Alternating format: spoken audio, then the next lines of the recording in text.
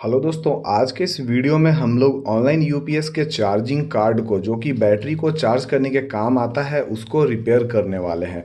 इसके अंदर एक फ़ॉल्ट है।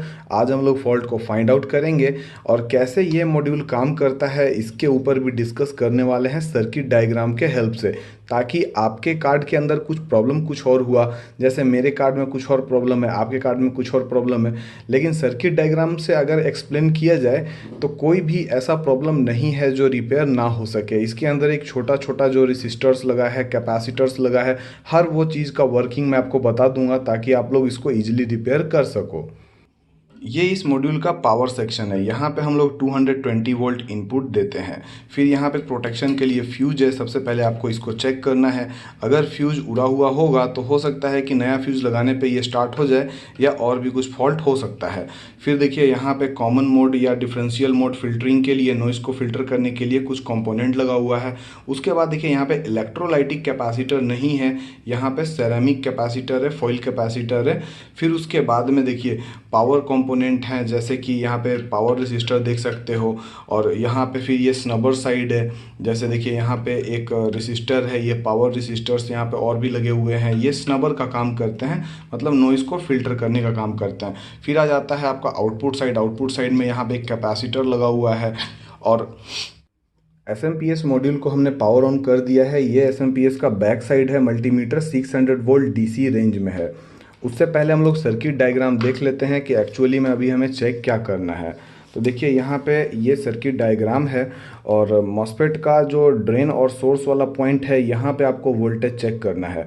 तो देखिए ये तो कैपेसिटर का पॉजिटिव साइड है। यहाँ से ये पॉजिटिव वोल्टेज इस ट्रांसफार्मर के वाइंडिंग से होते हुए आपके ड्रेन वाले पॉइंट पे आ जाता है, और सोर्स वाला पॉइंट देखिए इन सभी तीनों रेसिस्टर के हेल्प से सोर्स पॉइंट पे चला जाता है। तो ड्रेन और सोर्स पॉइंट पे आपको वोल्टेज इस कैपेसिटर जितना ही आना चाहिए। अगर ये आता है तो हमें फिर आगे चेक करना होगा। जैसा कि हमने अभी सर्किट डायग्राम में देखा कि ब्रिज रेक्टिफायर के आउटपुट में वोल्टेज चेक करना है, वहाँ पे आपको 311 वोल्ट दिख रहा है। उसी तरह से ड्रेन और सोर्स वाले पॉइंट पे भी सेम वोल्टेज आना चाहिए। दोनों ही मॉस्फेट के ड्रेन और सोर्स वाले पॉइंट पे हमें सेम वोल्टेज दिख रहा है। इसका मतलब एसी इनपुट से लेकर के मॉस्फेट के ड्रेन और सोर्स वाले पॉइंट तक कोई प्रॉब्लम नहीं है। अब प्रॉब्लम हो सकता है कि गेट ड्राइव में होगा। तो यहाँ पे हमें मॉस्फेट का सोर्स वाला टर्मिनल और गेट वाले टर्मिनल दोनों पे प्रोब लगाना है। तो यहाँ देखिए बिल्कुल भी कोई वोल्टेज शो नहीं हो रहा है। मल्टीमीटर को थोड़ा सा कम यानी 20 वोल्ट मेजरमेंट में लेकर जाते हैं। अब देखते हैं, ये देखिए यहाँ पे बिल्कुल 0 वोल्ट है, और सेकंड वाले मॉस्फेट पे भी 0 ही होगा क्योंकि दोनों का गेट आपस में कनेक्टेड है। इसका मतलब हमारा जो कंट्रोल सर्किट है उसके अंदर कुछ फॉल्ट है। उसको अभी चेक करने वाले हैं कि क्या कौन सा आईसी इसके लिए रिस्पॉन्सिबल है। प्रॉब्लम को आगे ट्रबल शूट करने के लिए फिर से हमें सर्किट डायग्राम पे जाना है, और यहाँ पे अब UC3843 आईसी के सप्लाई को चेक करना होगा। सप्लाई वोल्टेज को चेक करने के लिए 5th और 7th वाले पॉइंट के अक्रॉस वोल्टेज चेक कर लीजिए। ये लगभग 10 वोल्ट या 8 वोल्ट के आसपास होना चाहिए। और अगर इसको आप चेक नहीं करना चाहते हैं तो यहाँ देखिए सप्लाई अगर चेक करना है तो इसके लिए एक और कैपेसिटर यहाँ पे कनेक्ट किया गया रहता है। इस कैपेसिटर के अक्रॉस अगर वोल्टेज चेक कर लेते हैं तो जो वोल्टेज कैपेसिटर के अक्रॉस होगा वही सेम वोल्टेज 5th और 7th वाले पॉइंट के अक्रॉस होगा। ये इस कैपेसिटर का बैक वाला पॉइंट है, और इस बैक वाले पॉइंट पे जब हम लोग मल्टीमीटर को लगाते हैं तो लगभग 9 वोल्ट के आसपास आता है। तो सप्लाई वोल्ट देखिए काफ़ी है इस आईसी को ट्रिगर करने के लिए। फिर भी हमारा आईसी पावर ऑन नहीं हो रहा है, लेकिन सेफ्टी के लिए अभी हम लोग मेन को निकाल देते हैं, और यहाँ पे हम लोग जो बेंच पावर सप्लाई है उसमें 14 वोल्ट सेट करेंगे और इसको मैनुअली पावर ऑन करेंगे।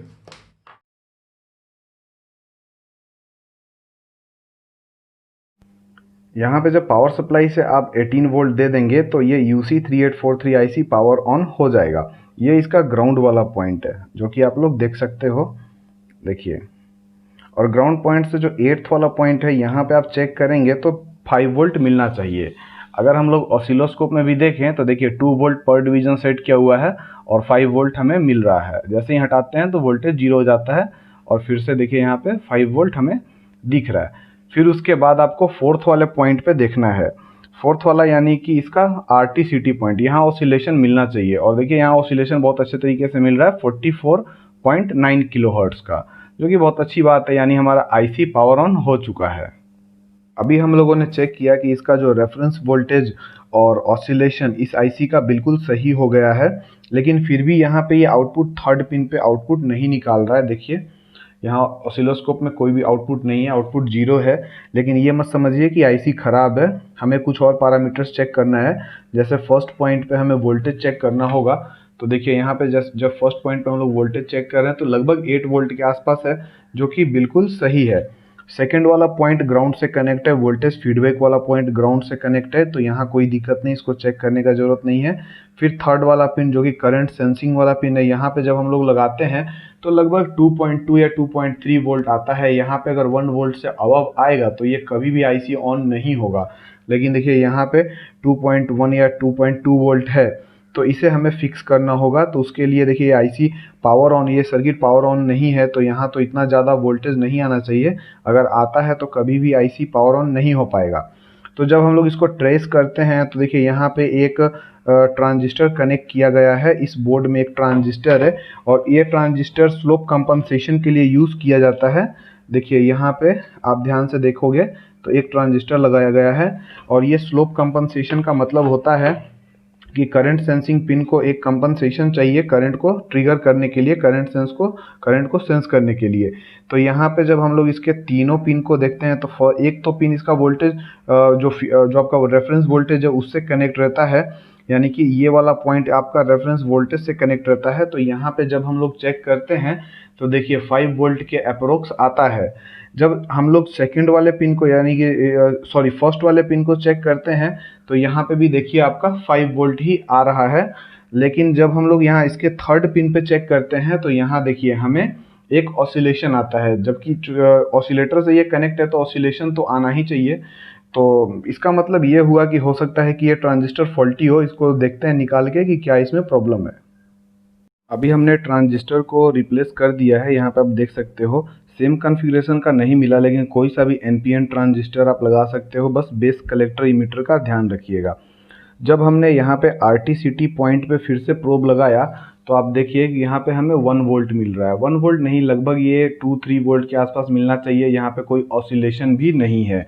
लेकिन जब आप ध्यान से देखेंगे तो ये वाला जो आपका आरटीसीटी वाला पॉइंट है वो रेफरेंस वोल्टेज से डायरेक्ट कनेक्ट किया गया है 2 रेसिस्टर और एक कैपेसिटर के हेल्प से। तो अभी हम लोग इस कैपेसिटर को भी चेक करेंगे कि क्या ये कैपेसिटर फॉल्टी तो नहीं है। इसके अंडर साइड आप देखोगे तो एक कैपेसिटर का यूज़ किया गया है। फिर उसके बाद देखिए यहाँ पे एक ऑप्टो कपलर है। इस ऑप्टो कपलर का काम होता है कि डायरेक्ट जैसे ही आप ऑप्टो कपलर को पावर दे देते हो, यानी इसके फर्स्ट एलईडी साइड को पावर देते हो, उस कंडीशन में ये ऑसिलेशन वाले पिन को ग्राउंड से कनेक्ट कर देगा। तो हो सकता है कि यहाँ ऑप्टो कपलर में भी कुछ लीकेज हो, जिसके वजह से ये प्रॉब्लम आ सकता है। तो देख लेते हैं कि इसके अंदर क्या फॉल्ट है। इसके देखिए बैक साइड में अगर हम लोग देखें तो यहाँ पे आप देख सकते हो कि एक कैपेसिटर का भी यूज़ किया गया है। ये वाला कैपेसिटर देखिए ऑसिलेशन के लिए रिस्पॉन्सिबल होता है, और यहाँ पे एक ऑप्टो कपलर दिया गया है, और इस ऑप्टो कपलर का काम होता है कि जो आपका ये ऑसिलेशन वाला पॉइंट है इसको ग्राउंड से कनेक्ट करना। अभी देखिए ऑप्टो कपलर का जो एक साइड है वो अभी हमने निकाल दिया है। आप देख सकते हो कि ऑप्टो कपलर का एक साइड पूरे तरीके से एयर में है, और अभी हम लोग प्रोब को लगाने वाले हैं इसका फोर्थ वाले पिन पे। और जैसे ही हम लोग यहाँ पे लगाते हैं तो देखिए ऑसिलेशन एकदम से शार्प ऑसिलेशन हमें मिलता है। पहले किस टाइप का था वो आपने देखा है, अभी काफ़ी शार्प ऑसिलेशन है। और थर्ड वाले पिन पे हम लोग आउटपुट चेक करेंगे तो देखिए यहाँ पे आउटपुट पल्स भी आ गया है। देखिए यहाँ थर्ड पिन पे आउटपुट पल्स आ चुका है। मॉसफेट के अक्रॉस भी अगर आप चाहते हो तो पल्स मैं चेक करके बता देता हूँ, आप लोग देख लीजिएगा। मॉसफेट के अक्रॉस भी पल्स हम लोग चेक कर लेते हैं कि कैसा पल्स है। यहाँ देखिए मॉसफेट के अक्रॉस भी पल्स काफ़ी बेहतरीन है।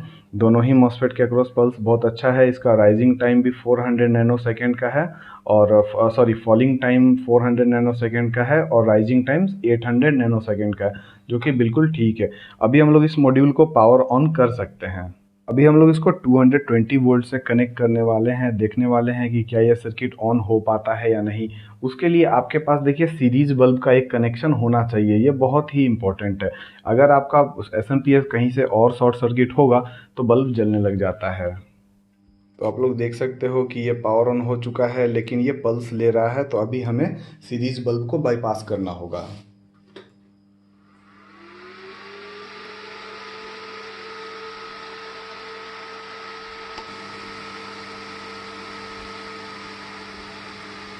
दोस्तों एसएमपीएस तो रिपेयर हो गया है, लेकिन यहाँ पे अभी आउटपुट वोल्टेज स्टेबल नहीं है। आउटपुट वोल्टेज का जो यहाँ पे फीडबैक सर्किटरी है, इसके अंदर अभी भी कुछ ना कुछ प्रॉब्लम है, क्योंकि ये आउटपुट कैपेसिटर बहुत ही ज़्यादा हीट हो चुका है। लगभग अगर मैं इसको थोड़ा देर और चलाता तो ये जल सकता था, हो सकता है ये कैपेसिटर फट जाता, लेकिन यहाँ पे अभी फटा नहीं है ये कैपेसिटर, बस यहाँ ओवर हीटिंग है। इसको इतना ज़्यादा ये गर्म है कि मैं इसको छू भी नहीं सकता हूँ। ऑप्टो कपलर और शंट रेगुलेटर को चेंज करने के बाद भी ये प्रॉब्लम सॉल्व नहीं हुआ है, यानी कि ये फीडबैक सर्किटरी का प्रॉब्लम नहीं था। सेकेंड डाउट जाता है यहाँ पे एक और आईसी है, जो कि एक ऑपरेशनल एम्पलीफायर आईसी है। अगर हम लोग सर्किट डायग्राम को देखें तो देखिए ये ओवर वोल्टेज प्रोटेक्शन आईसी है। यहाँ पे आप देख सकते हो कि एक पॉइंट कैपेसिटर पॉजिटिव यानी 310 वोल्ट पे कनेक्ट किया गया है। इन तीनों रेसिस्टर और इस रेसिस्टर के हेल्प से एक वोल्टेज डिवाइडर फॉर्म होता है, यानी कि वोल्टेज को ड्रॉप कर दिया जाता है। और यहाँ देखिए इसका जो पॉजिटिव पॉइंट है, यहाँ पे एक रेफरेंस वोल्टेज दिया जाता है, जो कि यहाँ देख सकते हो कि ये वाला रेफरेंस वोल्टेज आपका ये वाला जो पॉइंट है वो इस वाले पॉइंट पे कनेक्ट रहता है, यानी यहाँ पे 5 वोल्ट रेफरेंस है। अगर यहाँ पे वोल्टेज डाउन होगा तो ये आईसी हाई स्टेट में रहेगा, और जब ये आईसी देखिए ये इसका जो आउटपुट साइड है यानी कंपैरेटर वाला जो इसका जो आउटपुट साइड है वो इस आईसी के कंपैरेटर पॉइंट पे कनेक्ट है, यानी ये वाला पॉइंट जब हाई रहेगा तभी ये आईसी चलेगा। जैसे ही यहाँ पे वोल्टेज ज़्यादा हो जाएगा रेफरेंस वोल्टेज से, उस कंडीशन में ये जो इसका आउटपुट पॉइंट है वो ग्राउंड की तरफ पुल हो जाएगा, यानी इसका जो कंपैरेटर के पास में जो वोल्टेज है वो ग्राउंड की तरफ पुल हो जाएगा, जिससे ये आईसी ऑफ स्टेट में चला जाएगा।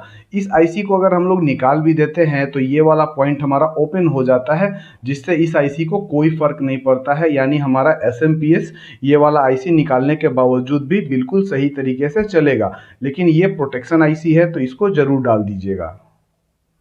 ऑपरेशनल एम्पलीफायर आईसी को रिमूव करने के साथ ही एसएमपीएस पावर ऑन हो चुका है, और आउटपुट में जब हम लोग एक बल्ब को कनेक्ट करते हैं तो यहाँ पर देख सकते हो कि बल्ब भी काफ़ी अच्छा ग्लो कर रहा है और फैन भी इसका स्टार्ट हो गया है। यहाँ पे अभी हमने एसएमपीएस को यूपीएस के साथ कनेक्ट किया है ताकि SMPS as a battery act करे, यानी वहाँ पे 110 वोल्ट डीसी जो बनेगा उसको यूपीएस यूज़ करेगा बैटरी बैकअप के मोड में। और यहाँ पे देखिए कि एक आउटपुट में यूपीएस का आउटपुट में एक 100 वाट का बल्ब कनेक्ट किया गया है ताकि यहाँ पे कुछ लोड दिया जा सके। और जैसे ही हमने यूपीएस को पावर ऑन किया तो देखिए बल्ब भी जलने लगा है। इसका मतलब हमारा एसएमपीएस बहुत अच्छे तरीके से ऑन हो चुका है, और काफ़ी देर तक रन कराने के बाद भी एसएमपीएस के अंदर कोई भी हीटिंग इश्यूज नहीं आए हैं। दोस्तों आपको ये वीडियो कैसा लगा है प्लीज़ कमेंट करके बताइएगा, और इस चैनल के लिए थोड़ा सा प्यार दिखाइए, इस वीडियो को शेयर कीजिए, चैनल को शेयर कीजिए। Thank you for watching.